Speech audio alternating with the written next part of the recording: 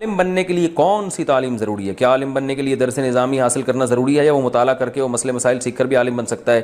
شاہ زیب کراچی۔ دیکھیں، دنیا میں کوئی بھی ہنر کسی سلیبس کے بغیر ممکن نہیں ہوتا۔ یہ ایسے ہی سوال ہے کہ ڈاکٹر بننے کے لیے کیا MBBS کرنا ضروری ہے، یا وہ کتابیں پڑھ کے ڈاکٹر بن سکتا ہے؟ تو ظاہر ہے نہیں بن سکتا۔ کوئی بھی کتابیں پڑھ کے ڈاکٹر بنے، گورنمنٹ کبھی پرمیشن نہیں دے گی کہ آپ کلینک کھول کے بیٹھیں۔ تو ایسے ہی حکیم بننے کے لیے حکمت کا ایک نصاب ہے، وہ پڑھنا ضروری ہے۔ انجینئر بننے کے لیے انجینئرنگ کا ایک نصاب ہے۔ تو اسی طرح عالم بننے کے لیے علماء ہی کا بنایا کردہ ایک نصاب ہے۔ وہ نصاب پڑھے بغیر آپ عالم نہیں بن سکتے، کیونکہ اس نصاب میں بیسک تمام چیزیں پڑھائی جاتی ہیں۔